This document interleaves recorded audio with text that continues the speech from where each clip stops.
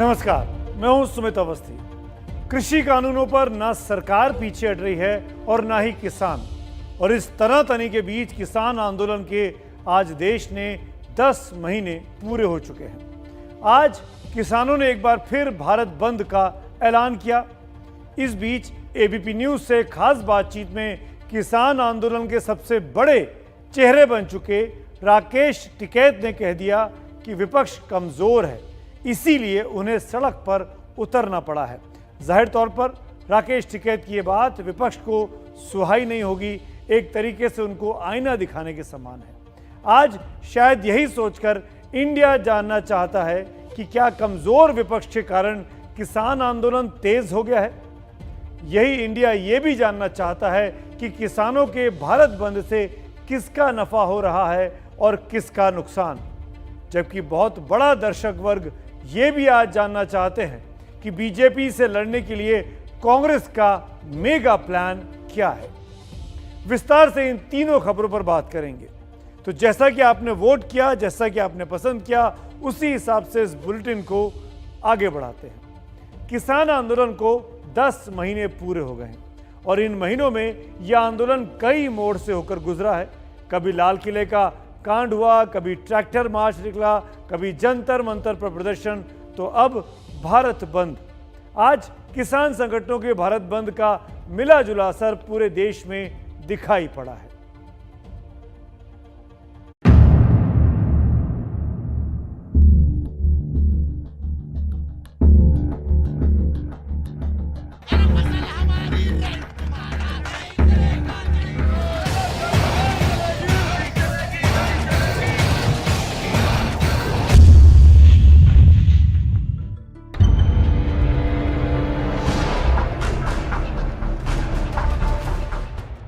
दिल्ली के कई बॉर्डर पर किसान आंदोलन चल रहा है, लिहाजा भारत बंद का असर यहां पड़ना लाजमी था।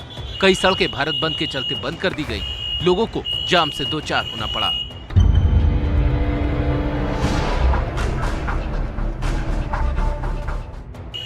नोएडा में भी हालात अलग नहीं थे।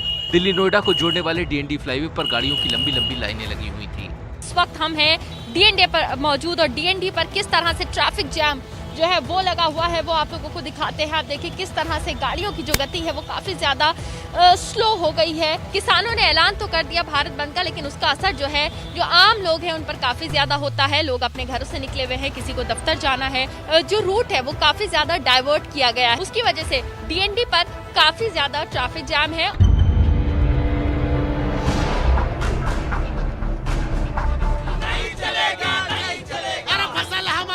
गाजीपुर बॉर्डर पर किसानों ने महीनों से डेरा डाल रखा है, लेकिन आज दोनों ही तरफ की रोड बंद थी, लिहाजा यहाँ भी हालात बेकाबू हो गए। दिल्ली के सिंघू, टिकरी और गाजीपुर में किसानों ने प्रदर्शन किया और सरकार को भारत बंद के जरिए चेतावनी भी जारी कर दी। ये आंदोलन ऐसे ही जारी रहेगा। हम घर वापसी नहीं करेंगे जब तक भारत सरकार इन कानूनों पे बात नहीं करेगी, इनको वापसी नहीं लेगी, एमएसपी पे गारंटी कानून नहीं बनाएगी, जो हमारे मसले है उसका समाधान नहीं करेगी। हम यहाँ से जाने वाले नहीं हैं।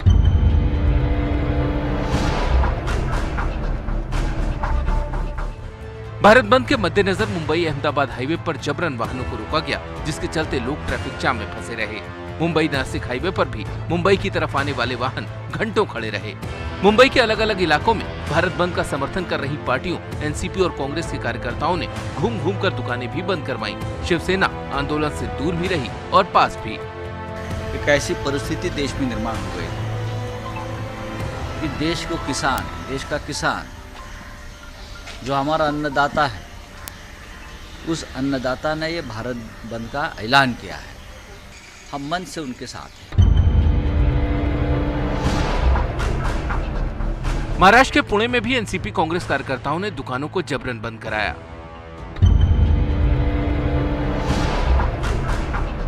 हरियाणा में भारत बंद का मिला जुला असर रहा। बहादुरगढ़ में किसानों ने रेल की पटरियों पर उतरकर प्रदर्शन किया, तो सोनीपत में किसानों ने ट्रेन को रोक दिया। प्रदर्शन कर रहे किसान पटरी पर लेट गए। अंबाला में भी किसानों ने ट्रैक पर बैठकर धरना दिया, जिसके चलते ट्रेनों को रोकना पड़ा। रोहतक में किसानों ने स्टेट हाईवे को ब्लॉक कर दिया, जिससे यात्री फंसे रहे।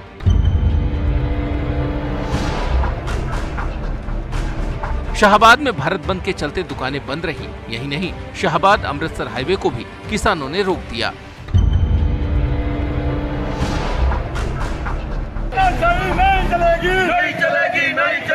करनाल में किसानों ने जुलूस निकालकर बाजारों को बंद करवाया। मध्य प्रदेश की राजधानी भोपाल में कांग्रेस ने किसानों के समर्थन में प्रदर्शन किया। राजधानी की सब्जी मंडी के आगे ये प्रदर्शन हुआ और कांग्रेस नेता दिग्विजय सिंह इसमें शामिल हुए। पंजाब के अमृतसर में किसानों ने रोड ब्लॉक कर प्रदर्शन किया।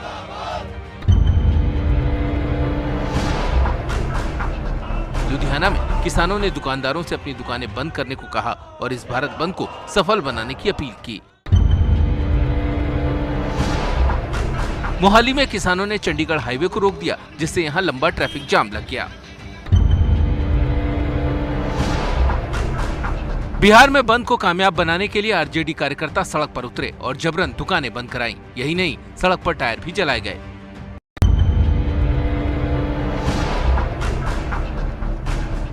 भारत बंद का असर दक्षिण के राज्यों पर भी दिखाई दिया। दुकानें कई शहरों में बंद रहीं और विपक्षी पार्टियों ने यहां प्रदर्शन भी किया। किसान आंदोलन शुरू होने के बाद से 8 बार कभी भारत बंद रहा तो कभी ट्रैक्टर रैली। आखिर किसान इतने लंबे समय से सड़क पर क्यों हैं? किसान नेता कहते हैं कि विपक्ष मजबूत होता तो ये दिन नहीं देखने पड़ते। ये भी पहले आते थे जब ये विपक्ष में थे, लेकिन ये मजबूत थे विपक्ष वाले। विपक्ष भी कमजोर है, हाँ, हाथ पाक कम हला रहा। हाँ, नहीं तो हम लोग को तो सड़क पड़क पे बैठ के काम करता, बहुत कम कर रहा काम विपक्ष। जब कांग्रेस सत्ता में होती थी तो किसान सड़क पर नहीं था, ये अंतर है। टिकैत जी शायद जो बोलना चाह रहे थे वो यह कि कांग्रेस जब भी सरकार में रही है किसानों के हित में फैसले लिए हैं। सरकार के सामने चुनौती किसानों को मनाने की है, क्योंकि आंदोलन जितना बढ़ेगा सरकार की मुसीबतें भी उतनी ही बढ़ेंगी। राकेश टिकैत ने शायद एक ऐसी बात बोल दी विपक्ष को लेकर जो शायद विपक्षी पार्टियों को थोड़ी सी चुभ रही होगी, परेशान कर रही होगी। अगर भारत बंद की बात की जाए तो जाहिर तौर पर क्योंकि तमाम बीजेपी की विरोधी पार्टियों ने इस भारत बंद का समर्थन किया, तो ये लोग यानी किसान और विपक्षी पार्टियां ये कहेंगे कि उनका विरोध आज दमदार रहा। लेकिन अगर आप केंद्र सरकार से, बीजेपी से बात करेंगे तो वो कहेंगे इस बंद का कोई असर नहीं था। पर मेरा मानना यह है कि बहुत ज़्यादा परेशानी उस व्यक्ति को हुई जो सड़क पर अपनी 2 वक्त की रोटी कमाने निकला था। इसीलिए इस मुद्दे पर मेरी राय बहुत साफ है। आपको मेरी राय बताने का वक्त आ गया है कि सरकार को किसानों से बातचीत करके इस समस्या का हल निकालना ही चाहिए, क्योंकि इससे देश को बहुत बड़ा नुकसान आर्थिक तौर पर हो रहा है।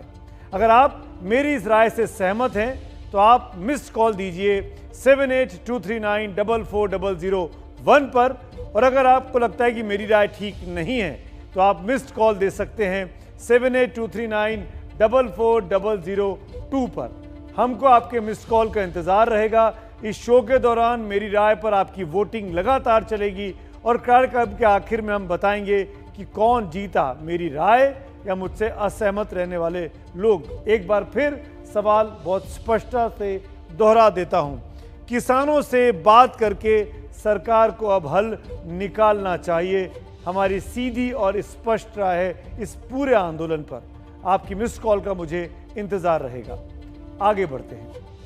देश का नुकसान कैसे हो रहा है अब आपको यह बताने का वक्त भी आ गया है, क्योंकि इस तरह के बंद, इस तरह के विरोध प्रदर्शन बहुत ज्यादा आर्थिक तौर पर सरकारी खजाने पर बोझ डालते हैं। देखिए, पीएचडी चैम्बर ऑफ कॉमर्स के मुताबिक रोजाना 3000 से 3500 करोड़ रुपए तक का नुकसान इस विरोध की वजह से हो रहा है। वहीं confederation of all India traders के मुताबिक 20 जनवरी तक ही 50,000 करोड़ रुपए का नुकसान हो चुका है। उससे आगे का डेटा अभी नहीं आया है, लेकिन 20 जनवरी तक के आंकड़े को आधार बनाएं तो समझ सकते हैं कि देश को कितना करोड़ों का नुकसान अब तक हो चुका है।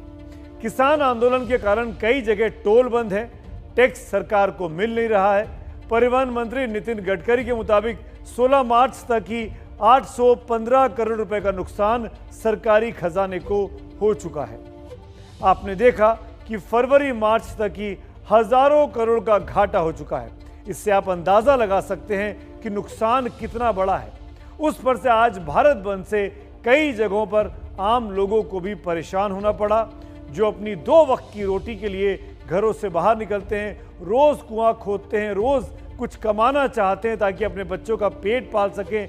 और ऐसे बहुत से लोग हैं जिनको नौकरियों पर जाना था, दफ्तर बंद नहीं थे, दफ्तर नहीं पहुंच पाए या लेट पहुंचे, उनकी छुट्टी लगी या आधे दिन की छुट्टी लगी। ये सब कुछ इस बंद और विरोध प्रदर्शन के कारण हुआ है।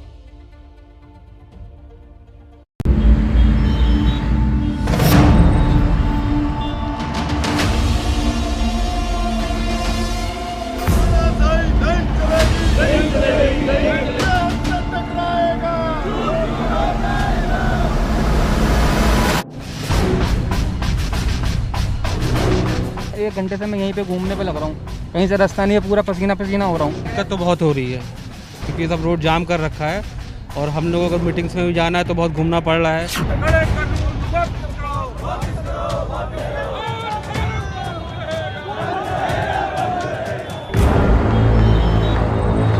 गुड़गांव और दिल्ली के बीच का रास्ता हो, नोएडा दिल्ली को जोड़ने वाली सड़क हो, गाजियाबाद दिल्ली वाली रोड हो या फिर फरीदाबाद पलवल से आने वाले लोग, हर तरफ सिर्फ परेशानी का आलम था। लोग घंटों जाम में फंसे थे। दिल्ली नोएडा को जोड़ने वाली डीएनडी पर भी लोगों को घंटों खड़े रहना पड़ा। बहुत समस्या हो रही है। I have to go to Parliament Street. I think it will take another 1 hour and my patrol is also going to be empty, so I don't know whether it will stop somewhere.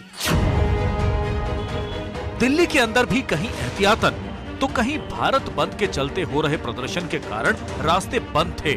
जगह जगह ट्रैफिक पुलिस ने diversion बनाया हुआ था। लाल किला आने वाले दोनों ही रास्ते एहतियातन बंद कर दिए गए थे। छत्ता रेल और सुभाष मार्ग भी बंद रहा। टिकरी बॉर्डर में भी ट्रैफिक बंद रहा। गाजीपुर बॉर्डर और यूपी से दिल्ली का रास्ता भी सुबह बंद करना पड़ा। किसानों के भारत बंद का असर कुंडली मानेसर पलवल एक्सप्रेसवे पर भी पड़ा और यहाँ भी वाहनों की लंबी लाइन कई किलोमीटर तक लगी रही और लोग परेशान होते रहे। ये बताइए कब से यहाँ पर खड़े हुए और कितनी दिक्कत आ रही है? जी सुबह से खड़े हैं, दिक्कत काफ़ी है।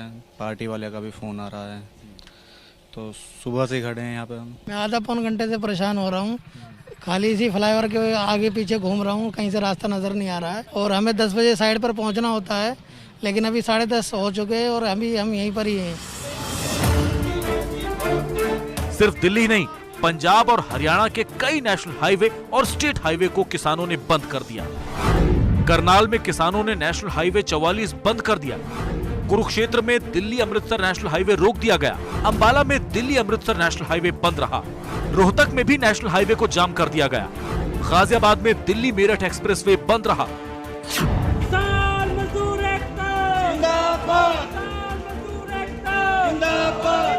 किसानों ने भारत बंद के दौरान जगह जगह रेलवे ट्रैक्स को भी जाम कर दिया।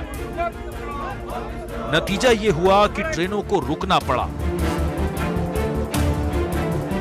सोनीपत में कई घंटे तक आंदोलन के चलते ट्रेन स्टेशन पर खड़ी रही और यात्री परेशान होते रहे।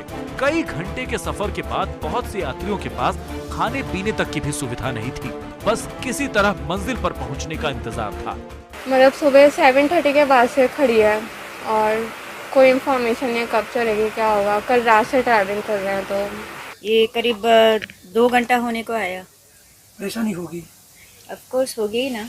कब से ट्रेन में बैठे हो? हम तो शनिवार बैठा था। आज कब से ट्रेन यहाँ पे रुकी है? यहाँ अभी 2 घंटा हो गया। कहाँ जाना था आप लोगों ने?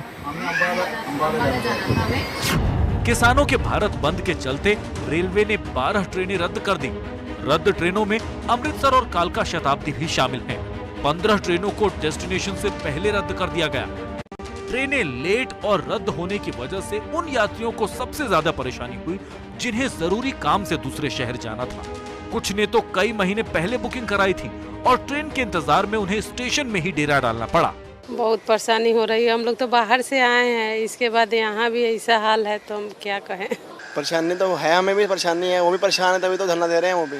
किसान भी परेशान है, हम भी परेशान हो रहे हैं। भारत बंद के चलते लोगों को परेशानी हुई, लेकिन किसान नेता कहते हैं कि उन्होंने लोगों का पूरा ख्याल रखा। जो लोग जाम में फंस रहे हैं उनको दूध पिलवाओ, लस्सी पिलवाओ, उनको केले बांटो, उनको प्रसाद बांटो। किसानों को लगता है उनका मुद्दा सही है, लिहाजा वो प्रदर्शन कर रहे हैं। सरकार को लगता है कि किसानों की मांग नाजायज है, इसीलिए वो उसे मानने को तैयार नहीं है। लेकिन किसानों और सरकार के बीच इस लड़ाई में पिस रही है वो जनता जिसकी जिंदगी इस लड़ाई के चलते थम गई है।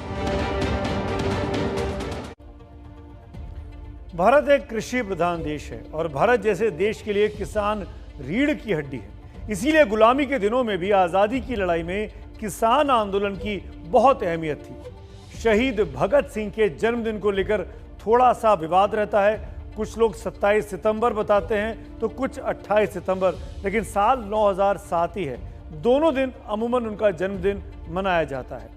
मैं भगत सिंह की चर्चा अचानक से किसान आंदोलन के बीच में इसलिए कर रहा हूं कि जिस साल भगत सिंह का जन्म हुआ उस साल एक बड़ा किसान आंदोलन भी हुआ था। भगत सिंह के चाचा सरदार अजीत सिंह ने ही किसान आंदोलन छेड़ा था। 22 मार्च 1907 को पंजाब के लायलपुर में एक सभा हुई और उस सभा में बाके दयाल ने वो ऐतिहासिक गीत गाया जो आज़ादी का भी एक तराना बन गया था, पगड़ी संभाल जट्टा पगड़ी संभाल। और उसी साल 1907 में ही 27 से 28 सितंबर को भगत सिंह का जन्म हुआ। भगत सिंह अंग्रेजों की बहरी सरकार को बम के धमाकों से जगाना चाहते थे, हम सब जानते हैं, लेकिन उनकी आज़ादी की लड़ाई का एक हिस्सा किसान भी थे। 23 मार्च 1931 को भगत सिंह को फांसी हुई थी। उससे 49 दिन पहले यानी 2 फरवरी 1931 को भगत सिंह ने कार्यकर्ताओं के नाम एक चिट्ठी लिखी जो किसानों के हित को लेकर थी। भगत सिंह ने जागीरदारी व्यवस्था के पूरी तरह खात्मे का समर्थन किया था। वो चाहते थे किसानों के कर्ज माफ कर दिए जाएं, साथ ही किसानों को फसल का पूरा दाम भी मिले। साथ ही उस चिट्ठी में शहीद आजम ने एक ऐतिहासिक बात लिख दी थी कि असली क्रांतिकारी ताकतें गांवों और फैक्ट्रियों में हैं। किसान आंदोलन गांव की गलियों से निकलकर शहरों और यहां तक कि देश की राजधानी के दरवाजे पर पिछले 10 महीनों से खड़ा है। आज सड़क पर सरकार और आंदोलनकारियों के बीच जंग थी तो सोशल मीडिया पर भी ये जंग लड़ी जा रही थी। ये लड़ाई थी अपनी बात को सही साबित करने की कि भारत बंद होना चाहिए या भारत को तो खुला होना चाहिए। इसके लिए तर्कों से लेकर फोटो तक जारी कर अपनी बात को सच साबित करने की कोशिश कई तरह के लोग करते रहे। देखिए एक और खास रिपोर्ट।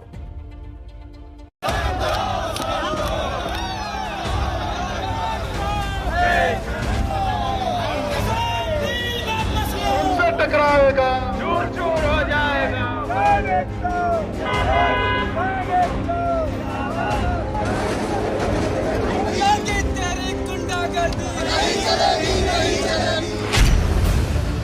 एक का दावा, आज भारत बंद है।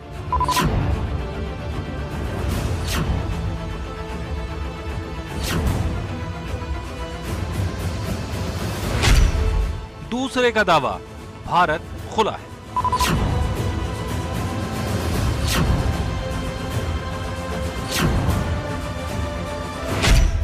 भारत बंद पर जंग सोशल मीडिया पर भी लड़ी गई और हैशटैग के नंबर लड़ाई का पैमाना बने। आज सुबह से सोशल मीडिया पर 2 हैशटैग्स ट्रेंड कर रहे हैं। एक है भारत बंद है जिसको अब तक 5 लाख से ज्यादा लोगों ने ट्वीट कर दिया है। एक है भारत खुला हुआ है जिसको अब तक 2 लाख लोगों ने ट्वीट कर दिया है। इसके आंकड़े लगातार बढ़ते जा रहे हैं। ये पूरा मामला फार्मर्स प्रोटेस्ट से जुड़ा हुआ है। तो भारत बंद में लोगों ने, ये आप अगर करीब लाएंगे इसको, तो ये तस्वीरें देखिए कि ट्रैफिक जैम की कैसे तस्वीरें बाहर आई हैं। इस पे लोग, किसान धरना प्रदर्शन करते हुए, ये सारे पोस्टर्स लोगों ने काले कानून के खिलाफ, ये जो काले कानून वापस लो, इन सब पे ट्वीट किए हैं। और अगर हम देखें कि भारत खुला है तो लोगों ने इस पे ये भी लिखा है कि ये देखिए कैसे हमारी सिटीज़ खुली हुई हैं, ऐसी किसी की हिम्मत नहीं है कि भारत को बंद कर सके। इसमें लिखा हुआ है I am with PM, I will not support Bharat बंद। तो सुबह से ऐसी ही कुछ तस्वीरें ट्विटर पर शेयर हो रही हैं, कुछ लोग इसके मीम्स बना रहे हैं। अब इस पर राजनीति गर्म हो गई है, अब देखते हैं आगे होता है क्या। दिलचस्प बात यह है कि दोनों ही पक्ष अपने को किसानों का हितैषी होने का दावा कर रहे हैं और साथ ही दूसरे पर पलटवार कर रहे हैं। कांग्रेस ने महात्मा गांधी के कथन का इस्तेमाल करते हुए पीएम मोदी पर हमला किया। कर्मों से प्राथमिकता नजर आती है महात्मा गांधी। #आज भारत बंद है। ट्वीट में एक तरफ प्रदर्शनकारी किसानों और दूसरी तरफ पीएम मोदी की संसद भवन की नई इमारत के निरीक्षण करने की तस्वीरें।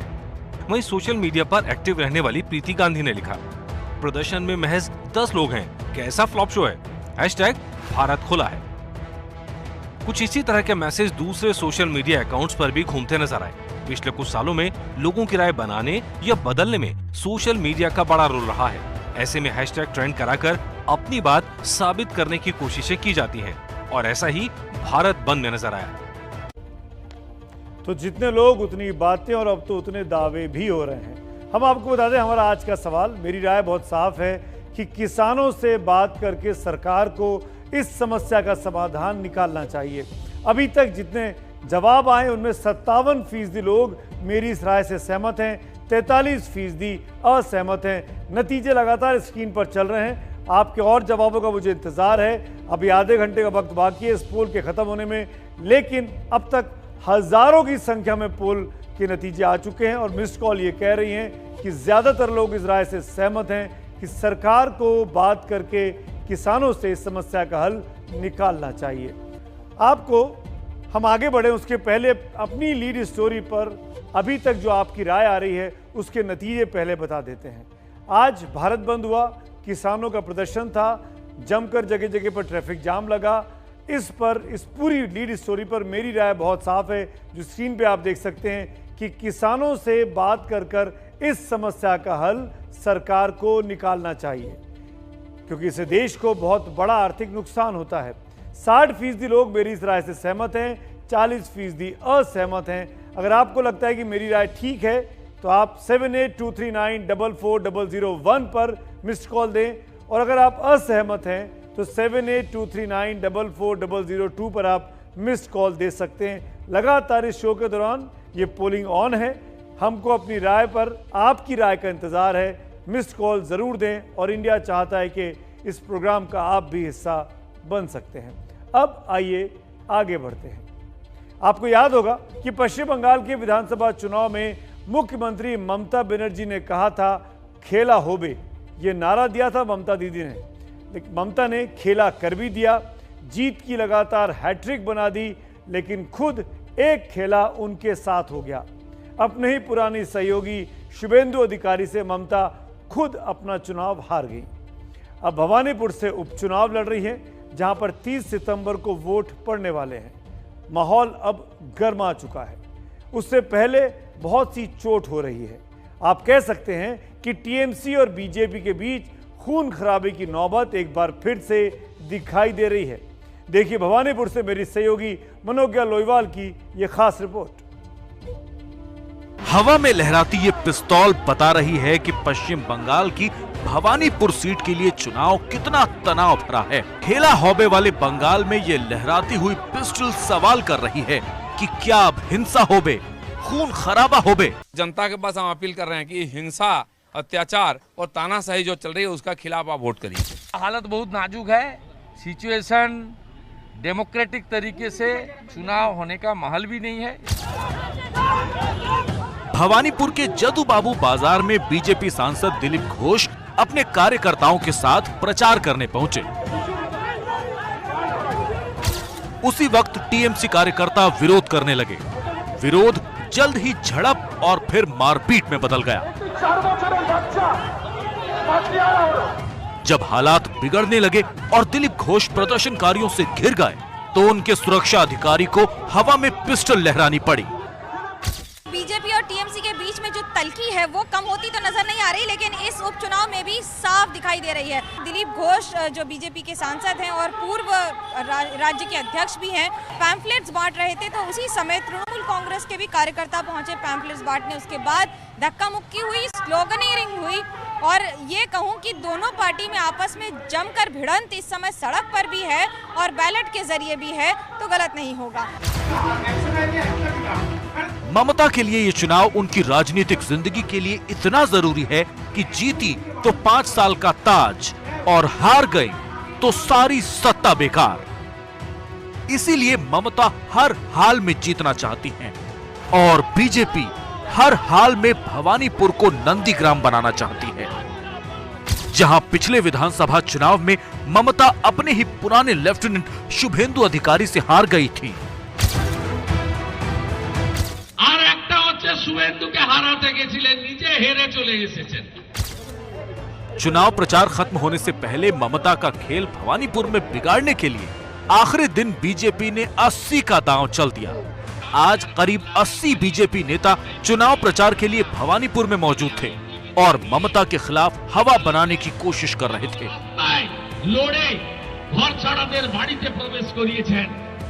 दिलीप घोष का कार्यक्रम भी इसी का हिस्सा था, जिसमें तृणमूल कार्यकर्ता पहुंच गए।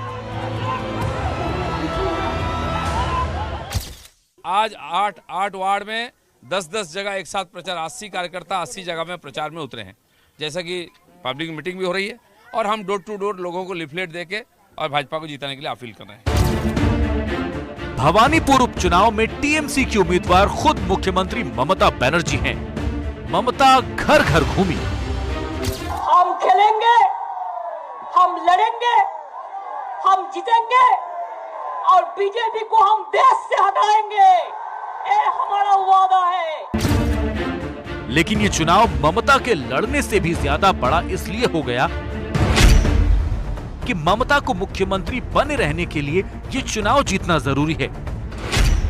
भवानीपुर से वो पहले 2 बार जीत चुकी हैं। इसीलिए कृषि मंत्री सोवनदेव चट्टोपाध्याय से सीट खाली कराकर ममता भवानीपुर से उतरी हैं। बीजेपी ने यहां से वकील प्रियंका टबरेवाल को ममता के सामने उतारा है। 30 सितंबर को वोट पड़ेंगे और 3 अक्टूबर को नतीजे आएंगे और तभी साफ होगा कि जनता ने किसका खेला कर दिया। भवानीपुर से मनोज्ञा लोईवाल की रिपोर्ट। चुनाव प्रचार का आज आखिरी दिन था भवानीपुर में, तो बीजेपी और टीएमसी के बीच इस हद तक तनाव बढ़ गया कि बाद में बीजेपी नेताओं के एक डेलीगेशन ने कोलकाता में चुनाव आयोग के दफ्तर जाकर टीएमसी और टीएमसी नेता मदन मित्रा की शिकायत की और साथ ही ये मांग भी की कि भवानीपुर में धारा 144 लगाकर ही वोटिंग कराई जाए। एक तरफ पश्चिम बंगाल में टीएमसी से बीजेपी का संघर्ष चल रहा है, तो दूसरी तरफ बीजेपी से 2-2 हाथ करने के लिए हाथ छाप वाली कांग्रेस भी जोर आजमाना चाहती है। कांग्रेस अपना प्रदर्शन पहले से बेहतर करना चाहती है, लेकिन उसकी डगर इस वक्त बहुत मुश्किल दिखाई देती है। 2.25 साल से ज्यादा का समय हो गया है, कांग्रेस के पास अभी तक एक अदद स्थायी अध्यक्ष नहीं है। आज कांग्रेस में कोई जमीनी नेता नहीं है जो जनता की नब्ज पर हाथ रख सके और जनता के मुद्दों को जोरदार तरीके से उठाता दिखाई दे। संगठन भी कमजोर हो चुका है। कई जगहों पर पार्टी का झंडा उठाने वाले लोग तक नहीं मिलते हैं। युवा नेताओं का पलायन लगातार पार्टी से जारी है। ज्योतिरादित्य सिंधिया हो, जितिन प्रसाद हो, सुष्मिता देव हो, ये सभी युवा चेहरे दूसरे दलों की शोभा अब बढ़ा रहे हैं। ये सब कुछ बीते 1-1.25 साल में हुआ है। जो बचे हैं उनमें भी सचिन पायलट जैसे नेता खुश नहीं हैं और जो सीनियर नेता हैं उनको लगता है कि कांग्रेस की नई पीढ़ी, नया आला कमान जो है वो उनकी अनदेखी कर रही है। इसीलिए आपने सुना होगा कांग्रेस के अंदर बागियों का एक G23 ग्रुप भी बन गया था। और इन सब से बढ़कर हार दर हार से कांग्रेस का मनोबल भी टूटा हुआ है। पिछले लोकसभा चुनाव में हार के बाद कांग्रेस अपने दम पर कहीं पर जीती नहीं है, लेकिन अब कांग्रेस को समझ में आ रहा है कि अभी नहीं तो कभी नहीं। इसीलिए पार्टी बीजेपी को टक्कर देने के लिए नई रणनीति बना रही है। कांग्रेस कई नए प्लान से लैस है, जिसका पहला हिस्सा कल अमल में लाया जाने वाला है। आपको याद होगा ब्रेक के पहले मैंने कहा था कि आज और कल 2 दिनों में भगत सिंह की जयंती मनाई जाती है। कन्हैया कुमार लेफ्ट के नेता रहे, वो भगत सिंह को बहुत मानते हैं। कन्हैया कुमार और जिग्नेश मेवानी जैसे युवा नेता कल कांग्रेस में भगत सिंह की जयंती के दिन पर शामिल होने वाले हैं। इसी पर देखिए मेरे सहयोगी आशीष कुमार सिंह और जैनेन्द्र कुमार की ये एक्सक्लूसिव रिपोर्ट।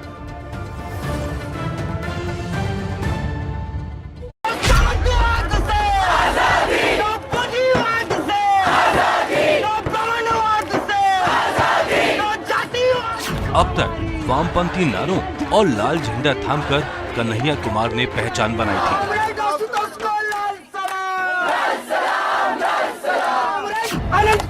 अब लाल सलाम छोड़कर और राहुल गांधी का हाथ थामकर राजनीति के मैदान में आगे बढ़ रहे हैं कन्हैया कुमार। सिर्फ कन्हैया नहीं, बल्कि गुजरात से निर्दलीय विधायक जिग्नेश मेवाणी भी कांग्रेस की राह पकड़ने वाले हैं। नौजवानों को विशेष तौर पे कांग्रेस की तरफ अब रुझान बढ़ता चला जा रहा है, क्योंकि नौजवानों के मुद्दे बहुत ज़्यादा महत्वपूर्ण हैं। बेरोजगारी बहुत बड़ा मुद्दा है, और जिस तरह से इस सरकार का युवा विरोधी चेहरा सामने आया है, उसको देखते हुए जाहिर सी बात है कि जितने नौजवान सक्रिय होना चाहते हैं राजनीति में और सक्रिय रहना चाहते हैं राजनीति, वो कांग्रेस क्या ही रास्ता देख रहे हैं। मिशन 2024 के लिए कांग्रेस का जोर नए चेहरे जोड़ने पर है।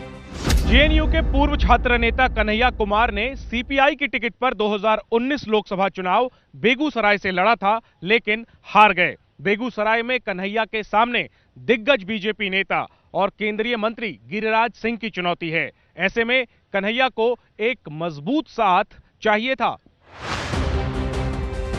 दरअसल कन्हैया बेगूसराय सीट से ही चुनाव लड़ना चाहते हैं, जो उनका गृह जिला भी है। वहीं आरजेडी से तनवीर हसन हैं, जो लालू तेजस्वी के बेहद करीबी हैं। अब सवाल ये है, क्या कांग्रेस के लिए आरजेडी अपने मजबूत उम्मीदवार को वापस लेगी? इस बीच सीपीआई कन्हैया के खिलाफ निंदा प्रस्ताव पारित कर चुकी है। अगर कन्हैया को कांग्रेस के रूप में बड़ा प्लेटफॉर्म चाहिए, तो कांग्रेस को एक युवा और दमदार भाषण वाला नेता चाहिए। अब नो मोर देखते हैं, बेचने वाले को भेजते हैं, बेचने वाला नहीं चाहिए। सबके लिए जो न्याय सुनिश्चित कर सके, हम उसकी सरकार बनाएंगे। सबका साथ सबका विकास, हम सचमुच स्थापित करेंगे। कन्हैया इसी कसौटी पर खरे उतरते हैं। दरअसल पिछले कुछ दिनों में कांग्रेस के युवा नेता पार्टी छोड़ते गए। जितिन प्रसाद और ज्योतिरादित्य सिंधिया बीजेपी में शामिल हुए। सुष्मिता देव ने तृणमूल की राह पकड़ ली। गोवा के पूर्व मुख्यमंत्री और नेवेलिम से विधायक लुइजिनो फिलेरो ने भी कांग्रेस छोड़ दी और तृणमूल में शामिल हो रहे हैं। प्रियंका चतुर्वेदी शिवसेना में शामिल हो गए, तो अशोक तंवर ने अपनी अलग पार्टी बना ली। ऐसे में कांग्रेस के लिए कन्हैया और मेवाणी उम्मीदों की ताजी हवा लेकर आए हैं। लेकिन क्या कांग्रेस का संगठन इसे स्वीकार करेगा? मुझे लगता है कांग्रेस जन खुद भी बहुत ज्यादा राहुल की इस स्ट्रेटेजी से बहुत ज़्यादा आश्वस्त नहीं है। दरअसल हमारी राजनीति में, हमारे देश की राजनीति में एक अच्छा वक्ता होना जो है वो पर्याप्त नहीं होता, जिसमें एक पॉलिसी लेवल है, एक थॉट प्रोसेस है, एक देश के प्रति जो देश का जो एक उसकी सिविलाइजेशनल इथोस है, उसको लेके क्या नज़रिया है, उसको लेके बहुत सारे प्रश्न उठ रहे हैं। कन्हैया कुमार भूमिहार हैं, तो जिग्नेश मेवाणी दलित राजनीति का चेहरा है। समझा जा रहा है कि युवाओं को तरजीह देते हुए देखने के लिए ही पंजाब के लिए युवा दलित चेहरे चरणजीत सिंह चन्नी को चुना गया है। बात सिर्फ चेहरों तक सीमित नहीं है। हर राज्य में हर बूथ तक युवाओं को जोड़ने की मुहिम कांग्रेस पार्टी ने शुरू कर दी है। कहीं बूथ पर 10 युवाओं को तो कहीं पर 50 युवाओं तक को जोड़ने का कार्य दिया गया है। राहुल गांधी लगातार युवाओं को जोड़ने की वकालत करते हैं, लेकिन अब इस काम को वो बड़े पैमाने पर करने की तैयारी में है। राहुल गांधी बहुत सी बातें सही कहते हैं और उस बात का देश और समाज में चर्चा भी होनी चाहिए, लेकिन उनका गुस्सा, उनके ऐसे बाजू ऊपर करना, उनके तेवर। उत्तर प्रदेश में भी प्रियंका गांधी वाड्रा एक्टिव हो चुकी हैं। कांग्रेस की सियासी जमीन मजबूत करने के लिए प्रियंका गांधी वाड्रा ने 1 महीने में दूसरा लखनऊ दौरा किया। उनकी कोशिश संगठन को मजबूत करने की है। मध्य प्रदेश में कांग्रेस लगातार एक्टिव दिख रही है। दिग्विजय सिंह अलग अलग इलाकों में लगातार कार्यक्रम कर कांग्रेस की मजबूती दर्ज करा रहे हैं। कांग्रेस की रणनीति बीजेपी के खिलाफ आक्रामक प्रचार की भी है। आने वाले दिनों में कांग्रेस पार्टी तमाम पेट्रोल पंपों पर पेट्रोल डीजल की बढ़ी कीमतों के खिलाफ बैनर पोस्टर लगाकर मोर्चा खोलेगी। कुल मिलाकर कांग्रेस 2024 के लिए कवायद शुरू कर चुकी है, लेकिन लगातार धार खो रही कांग्रेस के लिए ये आसान नहीं रहने वाला। इसी काम के लिए दिग्विजय सिंह के नेतृत्व में कांग्रेस कमेटी बनाई गई है, जिसका काम मोदी सरकार के खिलाफ माहौल बनाना और संघर्ष करते दिखने का है।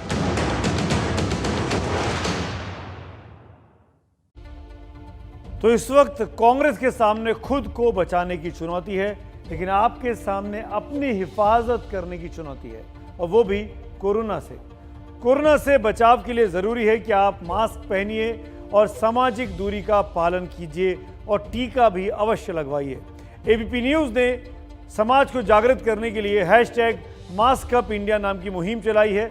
आप भी इसका हिस्सा बन सकते हैं। आप मास्क वाली सेल्फी हमको भेजते हैं। हम रोज रात इंडिया चाहता है में आपकी तस्वीर तमाम देशवासियों को दिखाकर कहते हैं कि आपको देखकर बाकी लोग भी प्रेरणा लें जो अभी तक मास्क नहीं पहन रहे हैं। मास्क सबसे पहला और सबसे मजबूत उपाय है कोरोना की तीसरी वेव को मात देने का। वक्त हो रहा है ब्रेक का, लेकिन उसके पहले आपको अब तक के नतीजे बता देते हैं। मेरी राय आज की लीड स्टोरी जो कि भारत बंद पर थी उसमें बहुत साफ है कि किसानों से बात करके सरकार को हल निकालना चाहिए। 61% लोग मेरी इस राय से सहमत हैं, 39% सहमत नहीं हैं। आपकी मिस कॉल का मुझे इंतजार है। आखिरी सेगमेंट होगा ब्रेक के उस पार, उसमें हम फाइनल रिजल्ट भी दिखाएंगे कि कौन जीता, सहमत या असहमत। आप देखते रहिए इंडिया चाहता है, तुरंत लौट के आते हैं।